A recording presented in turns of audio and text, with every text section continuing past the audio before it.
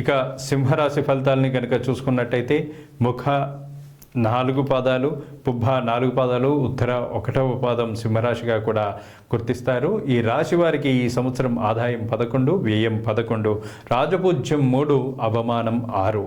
ఈ రాశి వారికి గురుడు మే 15 నుండి ఏకాదశ స్థానమైనటువంటి మిథున రాశి యందు లోహమూర్తిగా, జన వ్యయంను శని సంవత్సరం అంతా కూడా అష్టమ స్థానమందు లోహమూర్తులుగాను ధననాశనంను కూడా కలుగజేస్తారు. రాహుకేతువులు వరుసగా కూడా మే 18 నుండి సంవత్సరం అంతా సప్తమ జన్మస్థానములందు కూడా సువర్ణమూర్తులుగాను సౌభాగ్యకరమైనటువంటి ఫలితాలని కూడా ఇస్తారు. దాంతో అనేక మార్గాల్లో కూడా వీరికి ఆదాయం అనేటువంటిది చేకూరుతుంది. ఇక మీ స్వభావంతో ప్రశాంతత అనేటువంటిది మరింత పెరుగుతుంది. అకస్మాత్తుగా చేతికి ధనం అనేటువంటిది అందుతుంది. మీరు చేసేటువంటి రంగంలో మీకంటూ ఒక ప్రత్యేకమైనటువంటి గుర్తింపు కూడా లభిస్తుంది. తోబుట్టువులతో సంబంధాలు దృఢంగా ఉంటాయి. వ్యాపారంలో లాభం పెరుగుతుంది. విద్యలో విజయం సాధిస్తారు. తల్లి ఆరోగ్యం మెరుగుపడుతుంది. మీ ఆరోగ్యం కూడా బాగుంటుంది. ప్రేమ జీవితం ఆహ్లాదకరంగా కూడా ఉంటుంది.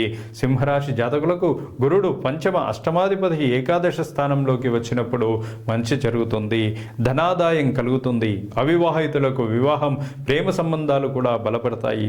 సంతానం పురోభివృద్ధి సాధిస్తారు. సత్సంతానం కలుగుతుంది. విద్యా విషయాల్లో ముందంజగా కూడా ఉంటారు. రహస్య ధనం కూడా మీకు అందుతుంది.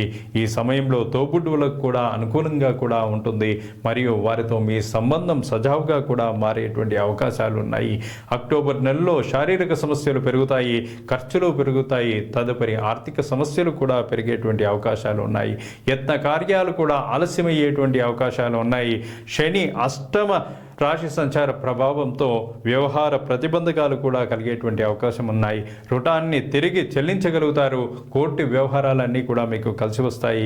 కోర్టు విషయాల కోసం అధిక ధనం వెచ్చించాల్సినటువంటి అవసరం కూడా ఉంటుంది. ఉద్యోగస్తులు పనిచేసే చోట అధిక ఒత్తిడి, సంయమనం పాటిస్తూ స్వయం నియంత్రణను కనుక పాటిస్తే సమస్యలన్నింటినీ కూడా అధిగమిస్తారు. ఇక జూలై మరియు నవంబర్ మధ్య సహచరులతో ఘర్షణటువంటి వాతావరణం ఉంటుంది. కోపోద్రిక్తులకు లోనవడం వల్ల కూడా వివాహం మరియు వ్యాపార భాగస్వామ్యాల విషయంలో కొద్దిగా ముందంజ వేస్తారు.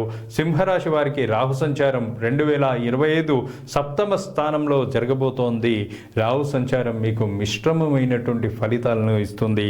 మీకు మరియు మీ జీవిత భాగస్వామికి మధ్య అనేకమైనటువంటి రకాల అపార్థాలు అనేటువంటివి పెరిగేటువంటి అవకాశం ఉంది.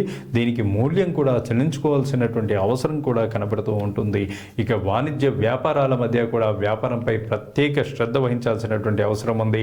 వ్యాపారానికి సంబంధించి కొన్ని కొత్త ప్రణాళికలను కూడా సిద్ధం చేసుకోవాల్సినటువంటి అవసరం ఉంది.